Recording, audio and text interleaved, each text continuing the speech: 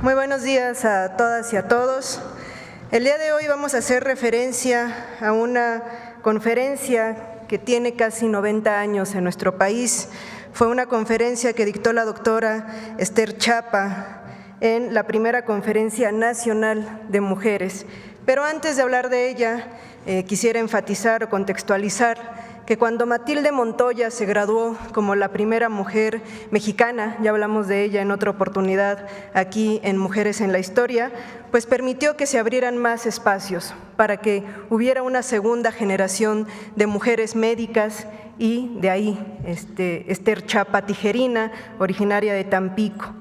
Esther Chapa además comprendió que la ciencia debía equilibrarse con la acción política en beneficio de la sociedad. Emprendió grandes acciones en la Secretaría de Educación Pública, por ejemplo, brigadas de salud, estoy hablando de los años 30, pero además se motivó la creación de la cárcel de mujeres en Santa Marta, Catitla. Fue una motivación porque conocía de las injusticias y de las condiciones propias de las mujeres. Además fue una extraordinaria sufragista muy ligada al comunismo, donde había esta crítica, donde no se podía ligar el voto al comunismo, pero ella junto con otras mujeres como Refugio Cuca García decían que primero eran mujeres y entonces emprendieron una lucha muy importante durante la primera mitad del siglo XX para lograr los derechos políticos de las mujeres. Conozcamos más de la extraordinaria Esther Chapa Tijerina.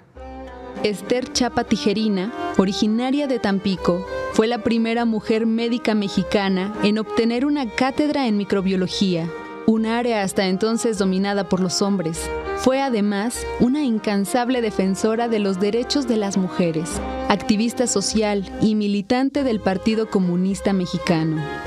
En 1935 fundó, junto a otras compañeras, el Frente Único Pro Derechos de la Mujer, una amplia alianza de diversas organizaciones de mujeres, feministas, católicas, comunistas, obreras, que llegó a contar con más de 50,000 afiliadas en defensa de una agenda común, cuya demanda central era el derecho de las mujeres al voto, pero también incluía, entre otras, la igualdad salarial, protección a la maternidad, dormitorios y comedores para trabajadoras, la oposición al fascismo y a la guerra. Esther Chapa encabezó una intensa campaña para fortalecer las demandas del Frente, organizando mítines, manifestaciones, conferencias y hasta una huelga de hambre frente a la casa del presidente Lázaro Cárdenas. En esa misma época se llevó a cabo la primera Conferencia Nacional de Mujeres. El último día, Esther Chapa participó con una ponencia titulada El derecho de voto para la mujer. No queremos el derecho de voto como un privilegio de clase, ni aceptaremos dejar a un lado a nuestras hermanas en el sufrimiento y en la injusticia. Luchamos principalmente por mejorar la condición de la obrera y la campesina. Y yo personalmente, como mujer universitaria, hago esta declaración terminante. Lucho por todas las mujeres de México. Lucho por todas las mujeres del mundo. Esther Chapa también luchó por los derechos de las mujeres privadas de la libertad.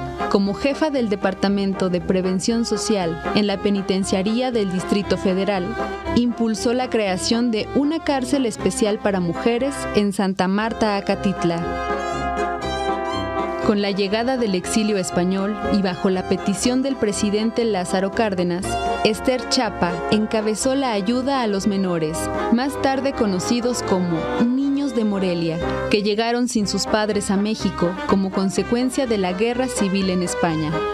Durante la década de 1940, a pesar del descenso del movimiento sufragista, no dejó de presionar al gobierno mexicano para el reconocimiento del derecho al voto de la mujer. Continuó impulsando marchas al Palacio Nacional y a la Cámara de Diputados. Esther Chapa redactó por más de 20 años peticiones para las cámaras de diputados y senadores, solicitando que se reconociera la ciudadanía plena de las mujeres, lo que la convirtió en una leyenda del feminismo. En la década de los 60, fue directora de la Escuela Nacional de Enfermería y Obstetricia de la UNAM. Durante su gestión, no solo fue aprobada la licenciatura en enfermería, sino que fundó una guardería para los hijos de las trabajadoras. Esther Chapa falleció a los 66 años en la Ciudad de México, tras una vida dedicada a la ciencia, la enseñanza, la lucha por los derechos de las mujeres en México, la solidaridad y justicia en el mundo.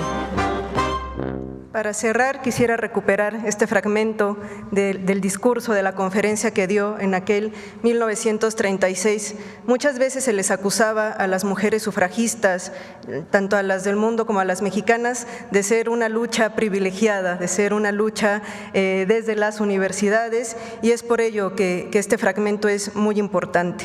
Si nosotras queremos el voto, es para estar totalmente en igualdad con el hombre y para apoyar desde los recintos gubernamentales una lucha intensa por el efectivo bienestar de las mujeres y de sus hijos. No queremos el derecho de voto como un privilegio de clase, ni aceptaremos dejar a un lado a nuestras hermanas en el sufrimiento y en la injusticia, por el solo hecho de que sean obreras o campesinas, o porque no sepan leer y escribir. Muy por el contrario, luchamos principalmente por mejorar la condición de la obrera y la campesina.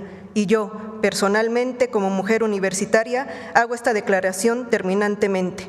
Lucho por todas las mujeres de México, lucho por todas las mujeres del mundo. Esther Chapa Tijerina. Muchas gracias.